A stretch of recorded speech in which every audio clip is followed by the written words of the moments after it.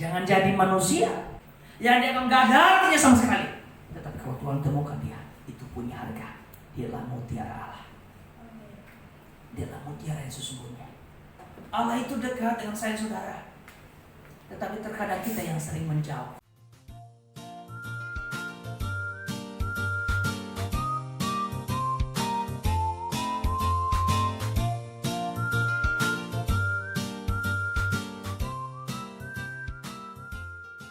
Shalom Bapak Ibu.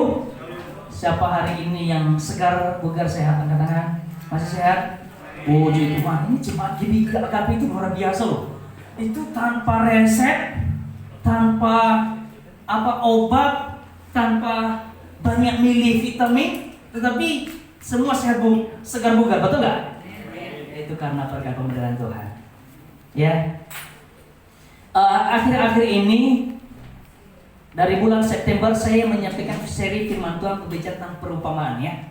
Mulai dari perumpamaan penabur sudah saya sampaikan ya. Kemudian perumpamaan tentang lalang dan gandum.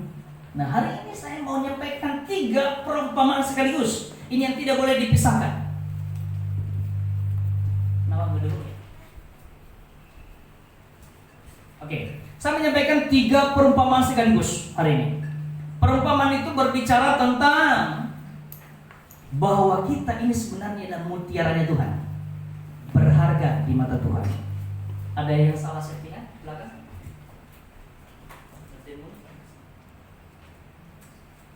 Tes, oke. Ya, kita buka di dalam kitab Lukas pasal 15. Lukas pasal yang ke-15 ayat 1 sampai 32. Nah ini Bapak Ibu nggak usah dibaca semua karena terlalu panjang ayatnya ya. Nanti saya minta pulang ke rumah direnungkan lagi, dibaca lagi. Tapi saya mau ambil ayat-ayat pentingnya saja yang boleh menjadi pembahasan dan poin-poin atau pokok firman yang boleh kita dengar pada siang ini. Di ayat pertama sampai dengan keempat, para pemungut cukai dan orang berdosa biasanya datang kepada Yesus untuk mendengarkan dia. Maka bersungut-sungutlah orang-orang Farisi dan ahli-ahli Taurat. Katanya, ia menerima orang berdosa dan sama-sama dengan mereka. Lalu ia mengatakan perumpamaan ini kepada orang atau kepada mereka, kepada orang-orang Farisi dan orang-orang Saduki. Berkata demikian, siapakah di antara kamu yang mempunyai 100 ekor domba, dan jikalau ia kehilangan seekor di antaranya, tidak meninggalkan 99 ekor di padang gurun dan pergi mencari yang sesat itu sampai dia menemukannya. Kemudian di ayat yang ke-8 ini tentang dirham.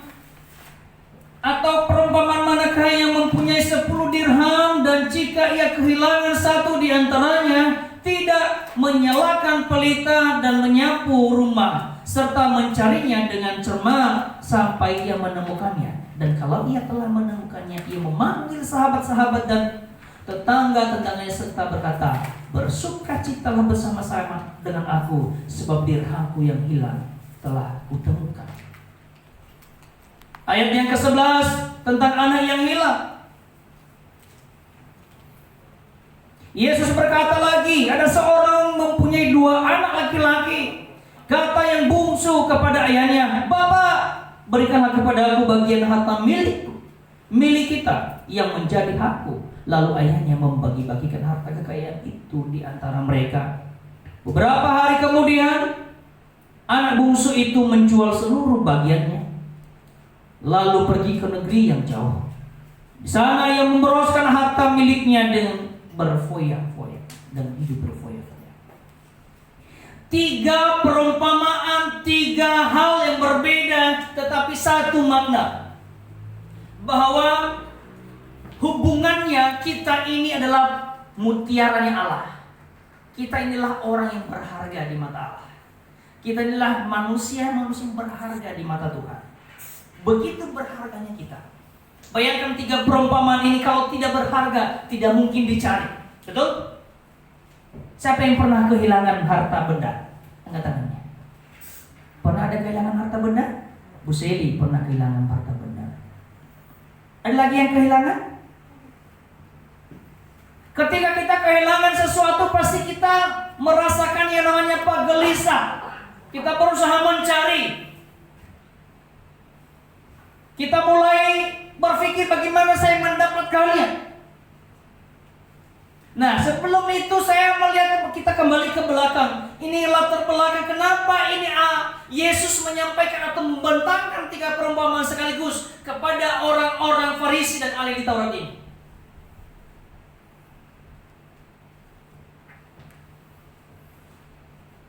Para pemungut cukai itu orang Yahudi menganggap itu sebagai orang berdosa. Maka tidak patut orang berdosa dipanggil oleh Allah makan bersama-sama dengan dia. Ahli-ahli Taurat, orang-orang Farisi mencela Yesus di situ. Wah, kenapa dia memanggil para pemungut cukai itu? Kenapa dia memanggil orang berdosa itu makan bersama-sama dengan dia? Buat apa? Yesus mengetahui cara berpikir mereka. Yesus tidak tinggal diam. Akhirnya Yesus membentangkan 3 perumpamaan ini tentang hal kerajaan Allah. Kalau kita melihat 3 hal ini, semua pertama sama-sama hilang, betul? Domba yang satu sesat. Ya. Dari 100 domba ada 1 ekor domba yang sesat. Hilang. Tersesat, nggak tahu jalan pulang.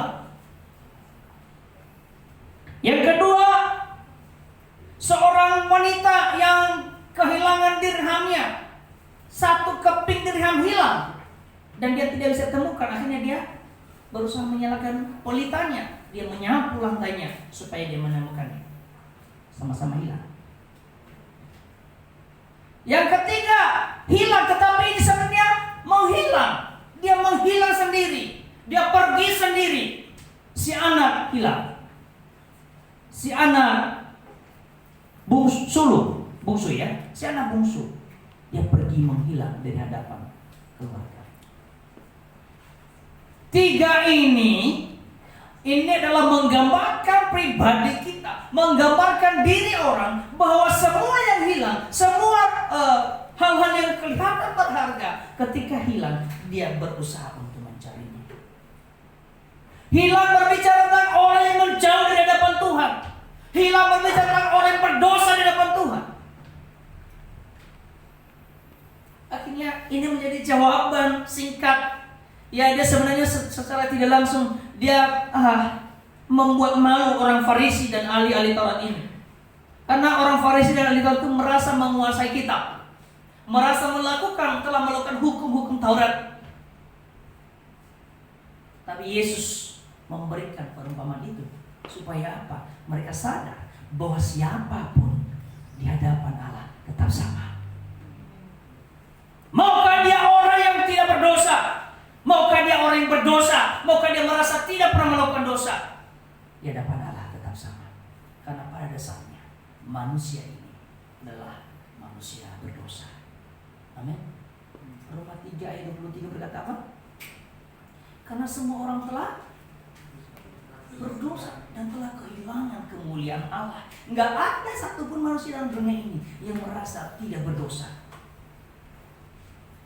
Yesus yang jadi manusia sekalipun dibuat berdosa oleh manusia, sekalipun dia tidak mengenal dosa, tetapi manusia membuat dia berdosa. Apalagi kita manusia, apalagi saya dan saudara, apalagi orang-orang Saduki, apalagi orang-orang Farisi, orang-orang ahli Taurat yang hanya belajar sepatah-patah sedikit-sedikit, tetapi merasa sudah tahu kebenaran firman Allah itu. Akhirnya mencela orang lain, akhirnya memojokin orang lain, akhirnya mempetak-petakan orang. Yesus tidak mau ada di tengah-tengah umatnya masa kini. Allah tidak mau ada di tengah-tengah umatnya, di tengah-tengah jemaatnya yang merasa suci di hadapan Allah dan mencoba mencela orang lain, berkata, aku sudah bersih, dia masih kotor. Di hadapan Allah, semua kita ini masih kotor di hadapan Allah. Tinggal nanti di akhirnya ditentukan apa kita dibersihkan atau tidak.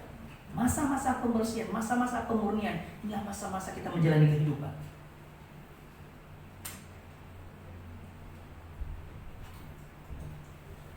Kehilangan. Nah, kita coba melihat di ayat masih di khusus dulu domba yang hilang. Kita lanjut di ayat kelima. Dan kalau ia telah menemukannya, ia meletakkan di atas bahunya dengan gembira, dan setibanya di rumah ia memanggil sahabat-sahabat dan tetangga-tetangganya serta berkata kepada mereka, bersukacitalah bersama-sama dengan aku, sebab dombaku yang hilang itu telah kutemukan.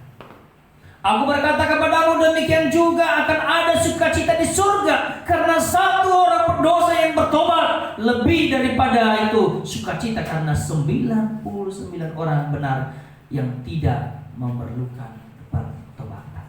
Dengan baik, yang ternyata domba yang 99 ini tadi adalah hanya sekedar domba yang sudah mengetahui kebenaran tetapi tidak bertobat.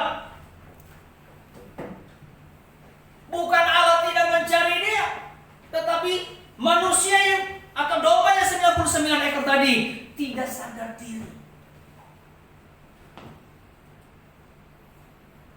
Lebih bagus satu ekor tadi domba yang hilang, lalu Allah menemukan dia dan dia datang kepada Allah, lalu dia menggendongnya, lalu dia bersukacita. Dia berkata begini, seluruh malaikat kerajaan Allah bersukacita bersorak-sorai menyambut satu jiwa. Amin. Bapak Ibu, sangat bersyukur dari antara domba itu kitalah salah satunya yang sadar diri datang kepada Tuhan. Kita datang untuk mau dipulihkan. Kita adalah domba yang hilang, yang sesungguhnya kita adalah domba yang hilang, yang kita tidak tahu jalan arah kita kemana. Tetapi Allah menemukan kita. Yesus datang berkata begini, Yesus datang ke dunia bukan untuk mencari orang benar, tapi mencari orang yang hilang, mencari orang berdosa. Amin. Allah datang ke dunia menemukan saya dan saudara. Allah datang ke dunia menemukan Bapak Ibu yang sudah penuh dengan lumpur, tetapi Tuhan pulihkan. Karena kenapa? Tuhan tahu mana milik kepunyaannya dan mana yang bukan milik kepunyaannya. Amin. Kita bersyukur kita masih milik kepunyaan Allah. Dia menemukan kita, dia bersuka cita.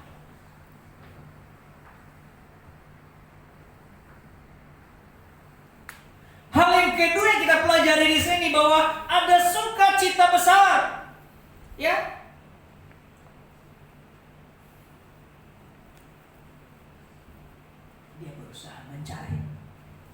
Dia berusaha mencari mana domba-dombanya. Saya dan saudara, makanya pernah saya berkata begini, Allah itu sebenarnya tidak pernah menjauh. Betul? Allah itu tidak jauh. Amin. Allah itu dekat. Katakan dekat. Allah itu dekat dengan saya saudara. Tetapi terkadang kita yang sering menjauh. Terkadang kita yang sering membuat jarak dengan Allah. Yesaya pasal 59 berkata begini, penghalang kita adalah dosa. Bukan Tuhan tidak kurang panjang tangannya untuk apa? Menolong saya dan saudara. Bukan Tuhan tidak kurang tajam pendengarnya mendengarkan setiap doa dan seruan kita. Bukan. Tuhan bisa menolong kita. Tuhan bisa mendengar. Tetapi yang membuat Allah tidak bisa menolong kita adalah dosa. Allah itu dekat dengan saya dan saudara.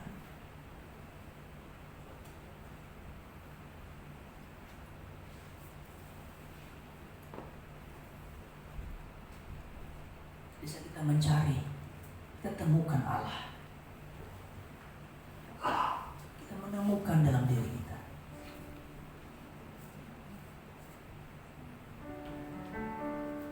Ku cari wajah-Mu, temukan kasih-Mu. Kau Tuhan yang selalu dengar seruan doaku. Ketinggian, bisa ada di situ biar jemaat belum tahu semua. Ada kan lagunya? Ku cari wajah-Mu. Ku cari wajah-Mu, temukan kasih-Mu. Kau bukan Tuhan yang jauh dariku. Panggil namamu. Ku panggil namamu. Ku dengar suara. Ku dengar suaramu.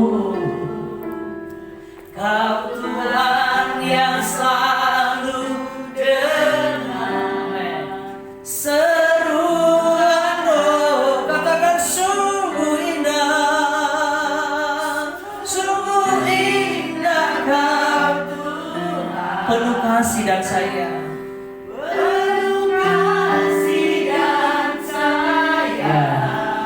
Kau sumber kekuatan bagi semua orang yang membutuhkan. Amin. Sungguh indah Kau Tuhan, menara perlindungan. Kau sumber kekuatan bagi semua orang yang membutuhkan. Dia Allah sumber kekuatan bagi yang membutuhkan. Artinya begini, kalau kita mencari Allah, kita mencari bagaimana kebenaran Allah itu, Allah tidak akan pernah jauh. Kita akan segera menemukan Dia. Amin. Di saat kita jauh sekalipun, justru Allah mencari kita. Apalagi kalau kita berusaha punya usaha untuk mencari Allah, Dia akan semakin mendekat. Dia dengar. Pada sampaikan firman Tuhan apa? Carilah Tuhan selama Ia dekat. Berserulah kepadanya selama Ia mau mendengar seruan. Ada saatnya Allah tidak bisa dicari lagi. Ada saatnya Allah tidak bisa ditemukan lagi. Sama seperti orang Israel yang ada dalam pembuangan. Berapa ratus tahun Allah tidak memberikan firman. Allah tidak berfirman, Allah tidak berkata-kata. Maukah kita demikian? Tentunya Bapak Ibu enggak mau seperti itu. Mari kita mencari wajah Allah, mencari kebenaran Allah.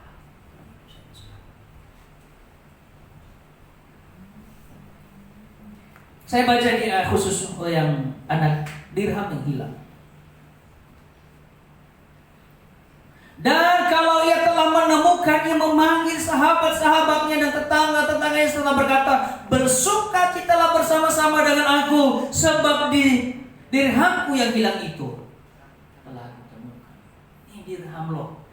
Orang bilang begini, ini apa-apaan ya? Kalau saya punya tetangga begitu dia temukan dirhamnya, lalu dia panggil saya, ayo kita bersukacita karena dirhammu yang telah kutemukan. Ini aneh itu orang. Betul nggak? Ini maksudnya apa?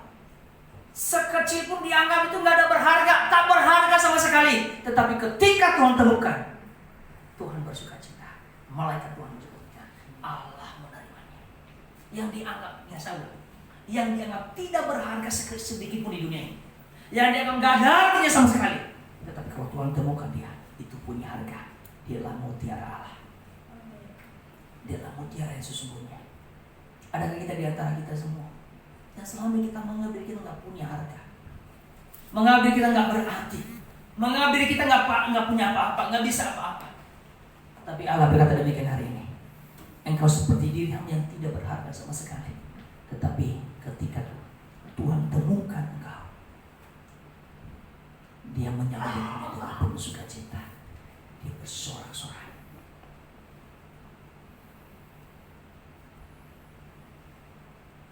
Tapi kita melihat perumpamaan yang ketiga, ada hal pelajaran yang perlu kita pelajari di perumpamaan yang ketiga. Bapak Ibu tolong dengar dengan baik. Setelah dihabiskannya semuanya, timbullah bencana kelaparan di negeri itu, dan ia pun mulai melarat. Melarat itu artinya ya sekarat ya, lapar, miskin, nggak punya apa-apa.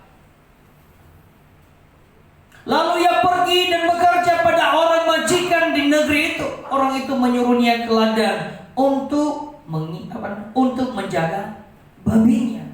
Lalu ia ingin mengisi perutnya dengan ampas yang menjadi makanan babi itu, tetapi tidak seorang pun yang memberikannya kepadanya. Lalu ia menyadarinya ini.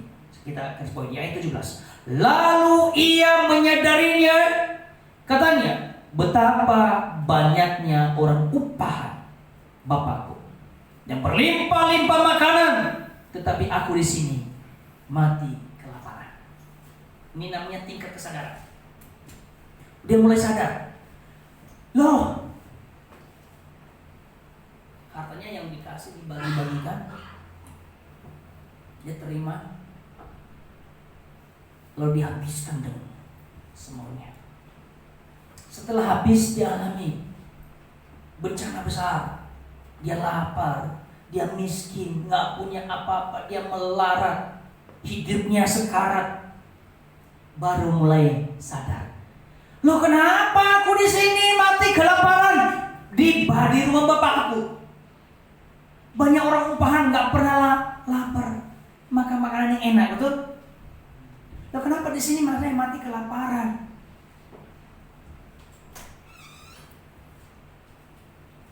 Mulai menyesal. Menyesal itu boleh nggak? Bagus. Menyesal itu penting. Sadar itu bagus banget. Sangat berarti kalau kita sadar. Sangat penting. Kita mulai sadar, kita mulai menyesali. Tetapi pertanyaannya, kenapa pada dasarnya manusia selalu penyesalan itu datang belakang? Betul nggak? Kenapa tadi sebelum dia pergi dia ada penyesalan demikian, dia berkepikiran demikian? Nah, inilah sifat dosa manusia. Manusia itu lakukan dulu, masalah efeknya atau dampaknya belakangan, betul? Betul nggak?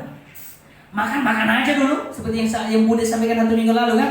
Makan aja, diabetes nggak apa-apa. Belakangan itu penting makan, betul? Terong masuk, gorengan masuk, yang penting belakangan itu. Setelah terjadi baru mulai apa? Penyesalan. Nah, ini manusia. Ini namanya manusia. Manusianya beginilah. Anak ini baru sadar, loh kenapa saya mati kelaparan? Banyak orang Kristen demikian. Ya, hidupnya melarat. Maksudnya ini bukan melarat karena miskin, tetapi dia nggak ada sukacita. Dia kehilangan sukacita. Dia nggak bisa damai. Hidupnya dibayang-bayangin. Kayak diikuti oleh bayang-bayangnya. Dia nggak bisa tenang hidupnya. Karena kenapa? Dia tidak bereskan di hadapan Tuhan. Amin. Kalau kita mau tenang, hidup kita tenang, tidur kita nyenyak, betul? Mari bereskan diri, sadar kepada Tuhan. Tuhan, aku sadar. Jangan jadi manusia yang pada dasarnya disentil dulu, habis dulu, zero dulu, baru Tuhan pulihkan keadaan.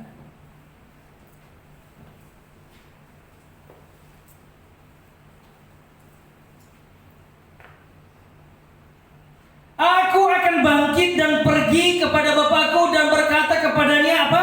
Bapak, aku telah berdosa terhadap surga dan terhadap Bapa. Wah, mulai terbuka. Keterbukaan adalah awal daripada. Kemudian orang yang sudah pernah ikut SPK di sini udah tahu. Keterbukaan adalah awal daripada kemudian.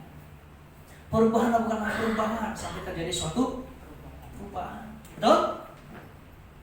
Kalau kita sudah mulai terbuka di hadapan Allah, jujur di hadapan Allah, itu namanya sudah membereskan. Secara tidak langsung kita telah memutuskan ikatan dosa itu. Berbeda dengan tadi domba yang hilang dengan dirham yang hilang, betul? Nggak ada istilah sadar, betul nggak? Justru Allah mencarinya.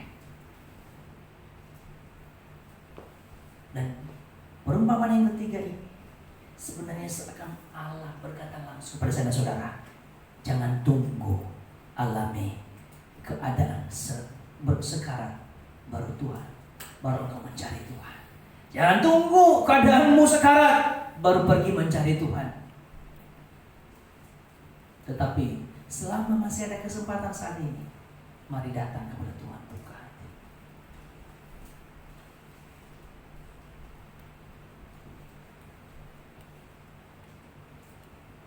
Nah, anak ini sebenarnya setelah dia berpikir demikian, apakah sudah selesai? Tetapi keputusan yang dia ambil dalam hatinya, dia mulai hatinya lebih damai. Dia mulai mendapatkan solusinya. Ayat selanjutnya berkata begini, aku tidak layak lagi disebutkan anak Bapa. Jadikanlah aku sebagai salah seorang upahan Bapa. Maka bangkitlah ia dan pergi kepada bapaknya. Ketika ia masih jauh, ayahnya telah melihatnya, lalu tergeraklah hatinya oleh belas kasihan.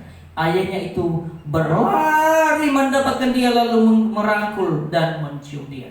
Ayat 21, kata anak itu kepada bapaknya, Bapak, aku telah berdosa terhadap surga dan terhadap Bapa. Aku tidak layak lagi disebutkan anak Bapa.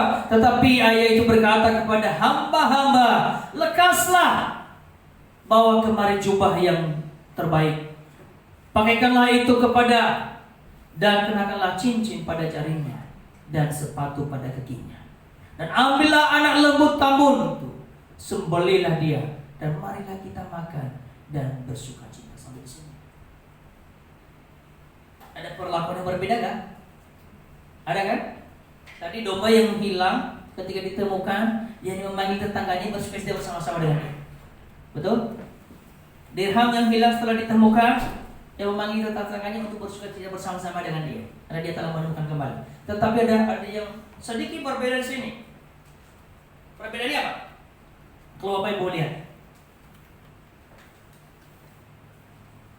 diperlakukan spesial, diperlakukan khusus, berharga di mata Allah.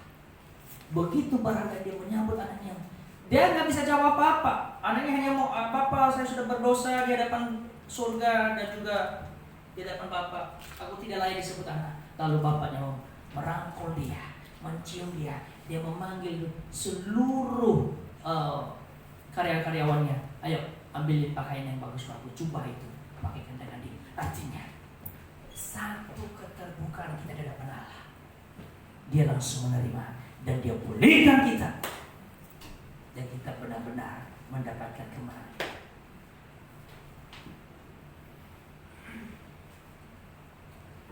Tapi ayat berikutnya ada hal yang terjadi. Nah ini kita perhatikan. Tetapi ayat 25, tetapi anaknya yang sulung berada di ladang. Anak sulung, anak pertama ya, sedang berada di ladang, dan berketika ia pulang dan dekat ke rumah, ia mendengar bunyi seruling nyanyian tarian. Lalu ia memanggil salah seorang hamba dan bertanya kepada, apa arti semua ini? Jawab hamba itu, adikmu telah kembali dan ayahmu telah menyembelih anak lembu tambun, karena ia mendapatkan kembali dengan sehat. Maka marahlah anak sulung itu dan ia tidak mau masuk. Lalu ayahnya keluar dan berbicara dengan dia. Tetapi ia menjawab ayahnya, katanya, telah bertahun-tahun aku melayani Bapa dan belum pernah aku mendengar perintah Bapa. Tetapi kepadaku belum pernah Bapa memberikan seekor anak kambing untuk bersukacita dengan sahabat-sahabatku. Di sini titiknya, inilah menjadi satu pukulan keras yang diberikan kepada orang-orang Farisi dan ahli-ahli Taurat saat itu. Dan murid-muridnya mungkin, bertahun-tahun kau melihat aku, bertahun-tahun engkau mendengar, dan tahu aku adalah Allah. Apa saja kamu tidak merasakan sukacita, melihat, nggak mendapatkan bagian, sama seperti anak sulung.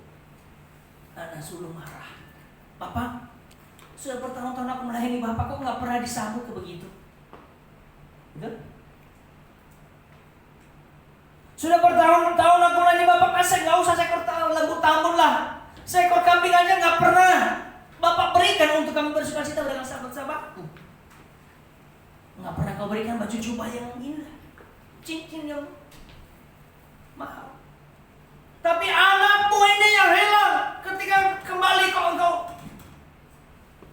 sambut dengan pesta. Malah dia berbuat dosa, betul? Dia berbuat salah. Dia menghabiskan semua harta Bapak. Kok masih Bapak terima dia?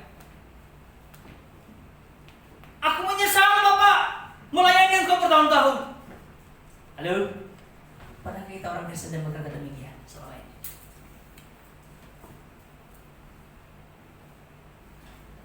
Kita sudah merasa dekat dengan Tuhan? Apa kita sudah merasa dekat dengan Bapa?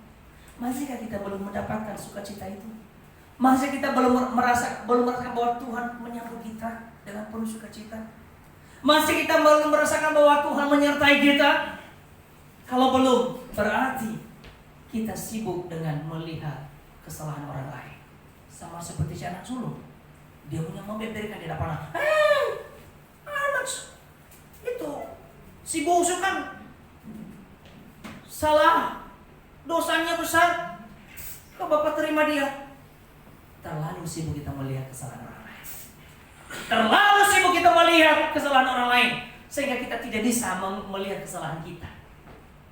Terlalu sibuk kita melihat kekurangan orang lain, sehingga kita tidak mampu melihat kekurangan kita.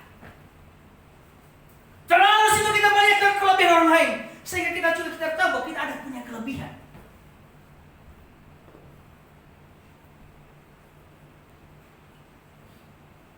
Maria dan yang bersama dengan Yesus siapa? Kakaknya Maria dan siapa? Siapa? Maria dan? Ya. Siapa yang lebih dekat dengan Yesus? Langsung kata, biarkan dia membantu saya dulu. Lalu jawab Yesus, biarkan dia. Terlalu sibuk kita, tapi kita tidak mencari kebenaran Allah, tidak mendekat dengan Tuhan. Ayo, Bapak Ibu, saya dan saudara, kadang kita sampai hari ini terlalu sibuk dengan kegiatan kita. Makanya Allah marah ketika dia ada penjual-penjual di rumah Allah. Dia kata begini, rumahku adalah rumah doa, kenapa kau jadikan sebagai sarang penyamut? Ini ada makna teologisnya ini. Sarang penyamut bicara tentang apa?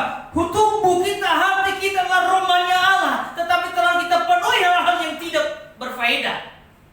Dan sibuk kita dengan itu. Karena kita tidak sibuk, nggak bisa mengurusi baik Allah ini dengan baik. Pikiran kita sudah mulai aneh. Pikiran kita sudah mulai entah kemana. Allah berpesan hari ini, ayo kita pilih. Kita ini adalah anak bungsu yang sudah hilang menjauh dari Allah. Saatnya kita harus apa? Kita sadar. Kedua berbalik. Ketika akui. Setelah kita lakukan itu, mahkota kemuliaan, mahkota kemuliaan itu Tuhan berikan kepada saudara. Amin. Kita jangan mengikuti lagi langkah kehidupan si sulung yang sibuk melihat kesalahan orang lain, yang ngedumel, marah sama Tuhan. Tuhan, aku udah capek selama ini. Loh, kalau dia diberkati, kok enggak?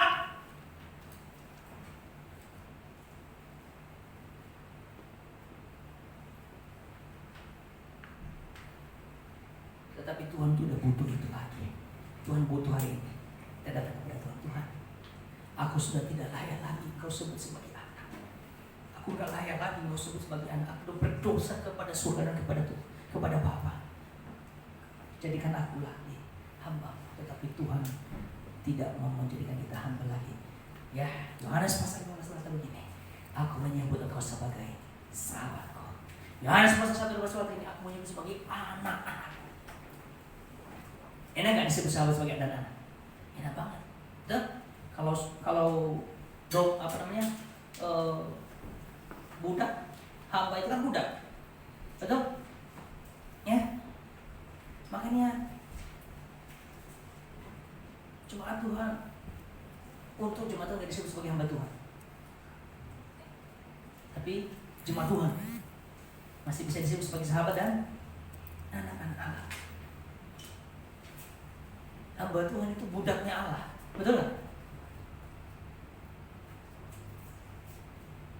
Tetapi hamba Tuhan sadar bahwa dia adalah milik Allah, dia anak Allah, tetapi dia jadikan sebagai budak untuk orang melayani. Bapak Ibu juga, hari ini kita sadar diri bahwa kita adalah anak yang hilang selama ini. Ketika Tuhan temukan kita kembali, ingat, ketika Tuhan kita temukan kembali, tapi itu atas inisiatif kita juga harus ada. Allah punya inisiatif menemukan kita, tetapi kalau kita tidak punya responsif, maka sia-sia. Tapi selama kita punya inisiatif juga mencari Allah, sadar kepada Tuhan, Allah berinisiatif, Allah yang kreator itu memulihkan saya dan saudara. Mari kita memilih mana. Kita datang kepada Tuhan, kita sadar, akulah berdosa di hadapan Allah.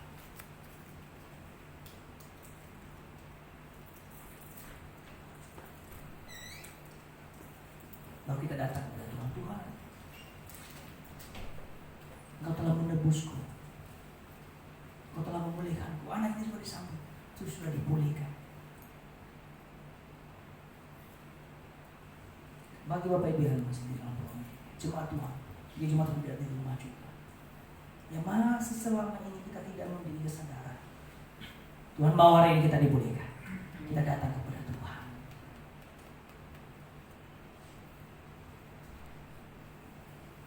Kita berdiri sama-sama.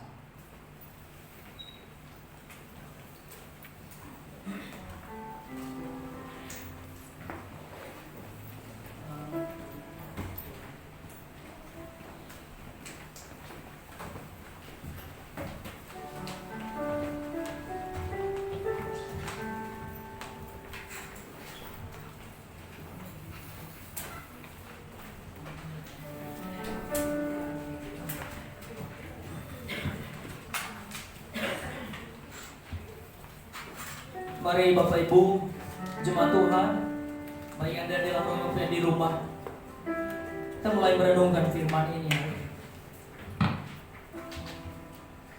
Kita lebih daripada domba yang hilang, kita lebih daripada dirham yang hilang. Mari kita berdiri bersama-sama. Begitu berharganya saya dan saudara.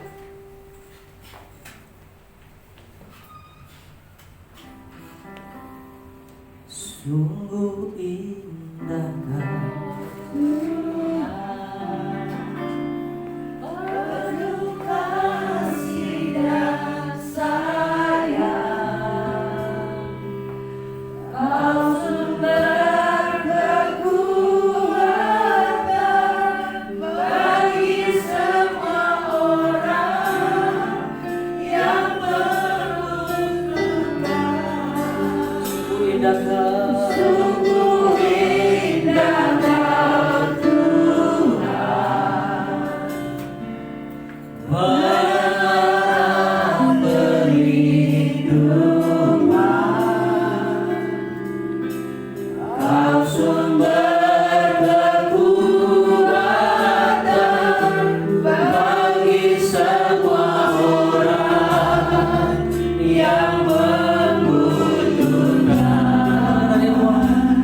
cari wajah-Mu Tuhan dan temukan kasih-Mu.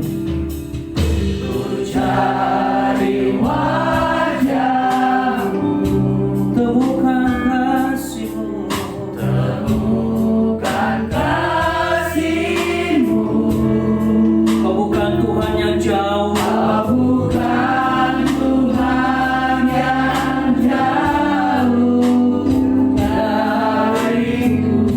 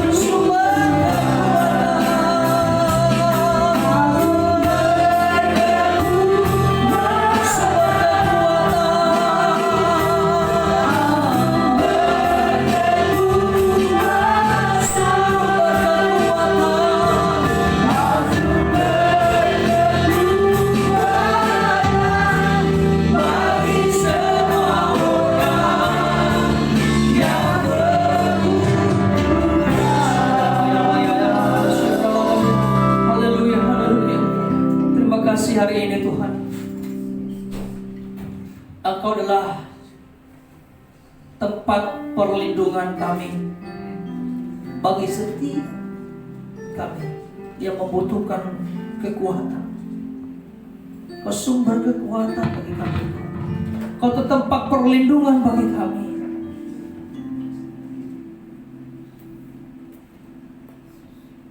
Kami tempat kami bersandar bagi setiap hati yang terluka selama ini. Tuhan, Kau datang dengan cara-Mu ya Tuhan, memulihkan setiap kami. Sekalipun kami memiliki sifat seperti anak bungsu selama ini, menjauh dari hadapan Allah, menghilang dari hadapan Tuhan, tapi kini Engkau temukan kami kembali. Kami mau jujur di hadapan Allah, yang terbuka di hadapan-Mu. Kami berdosa di hadapan-Mu ya Allah. Kami selama ini tidak sadar bahwa Engkau dekat dengan kami. Tuhan, kami mohon ampuni setiap kami. Layakkan kembali kami Tuhan, untuk benar-benar menjadi milik kepunyaan Allah. Ampuni juga kami selama ini kalau kami memiliki sifat ya Tuhan seperti anak sulung, terlalu sibuk dengan keadaan.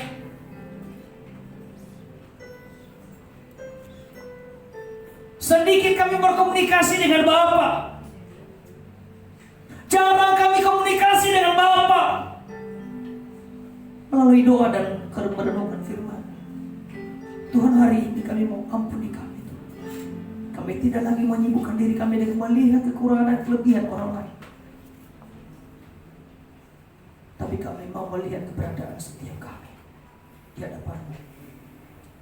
Ajarkan kami hari ini melalui perumpamaan yang Kau sampaikan kepada orang-orang Farisi dan juga ahli-ahli Taurat, memberikan pukulan secara telak bahwa siapapun di hadapan Allah tidak ada perbedaannya, semuanya sama di hadapan Allah. Bahkan yang dianggap dunia tidak berharga sekalipun, tapi ketika Kau temukan, maka sangat berharga. Seluruh malaikat surga akan bersuka cita. Kau ada di antara kami pada siang hari ini. Jemaat Tuhan yang ada di rumah, jemaat Tuhan di rumah, yang selama ini merasa dirinya tidak berguna, merasa dirinya tidak bisa apa-apa. Tuhan, Kau temukan ke mereka hari ini.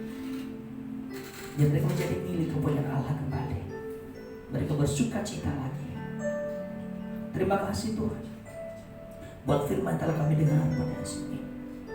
Kami belajar dari 3 perumpamaan ini. Domba yang bila Kau temukan, Kau rela meninggalkan 99 ekor, karena 99 ekor tidak membutuhkan pertobatan, tapi Engkau rela mengejar yang 101 ekor, karena dia membutuhkan pertobatan dan pertolongan. Demikian kami di dalam nama Yesus. Hari ini Tuhan, kami adalah domba-domba yang hilang selama ini, yang menjauh, tapi kini Kau temukan kami menjadi milik kepunyaan Allah. Kau terima kami dengan sukacita. Terima kasih Tuhan. Berdoa untuk setiap jemaat yang hadir hari ini. Tuhan, Kau tahu setiap keberadaan umat-Mu, baik mereka yang ada cuma di tempat ini dan juga di rumah. Kau Tuhan mengetahui keberadaan kami semua. Jadikan kami pelaku-pelaku kebenaran-Mu, agar kami kelak Kau temukan kami benar di dalam Tuhan. Terima kasih Tuhan. Hamba boleh berhenti menyampaikan isi hati, tetapi Roh Allah tidak pernah berhenti. Kau terus memberikan pencerahan bagi setiap hati pikiran kami, sehingga firman yang kami dengar hari ini boleh tertanam dalam setiap hati. Kami berbuah dan benar-benar memberikan yang terbaik. Di dalam nama Yesus, hamba berhenti dan berdoa, dan firman ini menjadi rema dalam setiap hidup kami, yang diberkati bersama-sama. Katakan amin. Tuhan berkati. Shalom.